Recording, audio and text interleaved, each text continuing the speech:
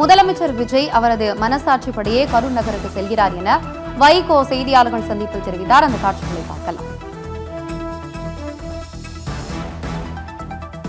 அவதூறாக பேசிய வழக்குல அனிதா ராதாகிருஷ்ணன் கைது செய்யப்பட்டிருக்காரு. அதை எப்படி பாக்குறீங்க? வினை விதைத்தவன் வினையை அறுப்பான். ஒரு கட்சியில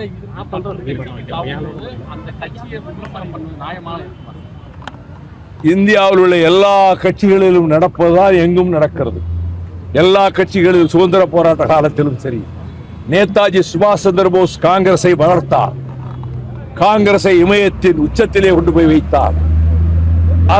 அவரது கொடுக்கப்பட்ட பதவியை ஜனநாயக விரோதமாக காங்கிரஸ் தட்டி பறித்தது. அவமானப்படுத்தப்பட்டார். கல்கத்தாவிலே போய் கர்ஜித்தார். ஃபார்வர்ட் பிளாக் என்ற அமைப்பை தோற்றுவித்தார். காங்கிரஸ் கட்சியையும் விமர்சனம் செய்தார். திலகர் காங்கிரஸை வளர்த்தவர். அதே திலகர் காங்கிரஸை விமர்சனமும் செய்திருக்கிறார். வ.உ. சிதம்பரம் பிள்ளை சூரத் மாநாட்டிலே போய் காங்கிரசிலே பங்கேற்றவர். அந்த கப்பலோட்டிய தமிழனும் காங்கிரஸை விமர்சித்திருக்கிறார்.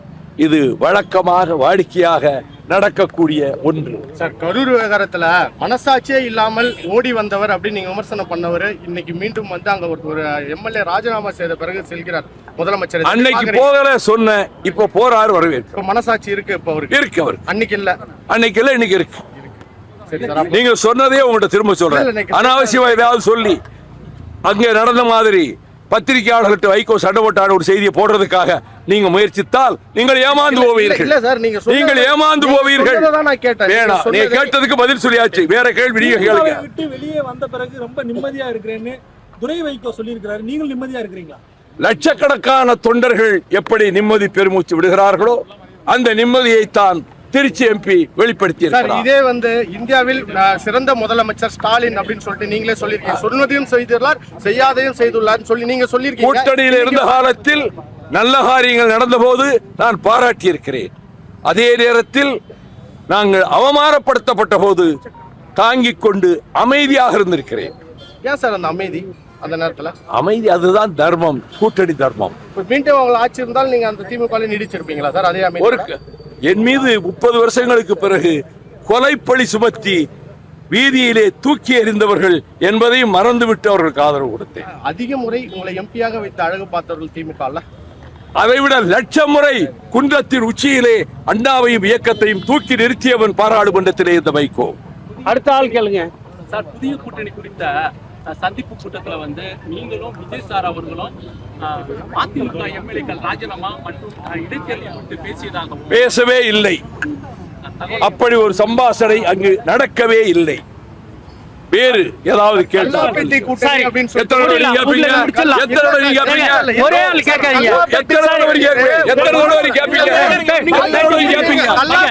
நீங்க யாரு? உங்க கேள்விக்கு தயாராக இல்லை. நீங்க வேறு நீங்க வந்து ஒரே ஆள் கேட்காதீங்க, ஒரே ஆள் கேட்காதீங்க, அடுத்த ஆள் கேளுங்க. எனக்கு தெரியும். போதும் போதுமா போதுமா போதும். கேள்வி கேட்க உங்களுக்கு ஆட்சி எப்படி இருக்கு? உங்களுக்கு நேர்மையான ஆட்சி, ஊழலற்ற ஆட்சி இன்னும் 10 ஆண்டுகளுக்கு நீடிக்குமா? பாஜக எதிர்ப்பு அப்படிங்கிற ஒரு நிலைப்பாடு விஜய் கிட்ட இல்ல அப்படிங்கிறது 100க்கு 100 இருக்கு. எதை வச்சு சொல்றீங்க? கூட பழகுறதுனால சொல்றேன். இல்ல, எந்த ஒரு விஷயத்திலையும் மோடியை பத்தியோ பாஜக பத்தியோ அவர் பேச மாட்டேங்கிறாரு. அவர் பிஜேபியினுடைய காமன் சிவில் கோடை ஆதரிக்கவில்லை. பிஜேபியினுடைய காஷ்மீர் கொள்கையை ஆதரிக்கவில்லை. பிஜேபியினுடைய இந்துத்துவா கொள்கையை ஆதரிக்கவில்லை. மதச்சார்பின்மையை ஆதரிக்கிறார். சமூக நீதியை ஆதரிக்கிறார். ஜனநாயகத்தை ஆதரிக்கிறார். தரித்திருக்கிறார்.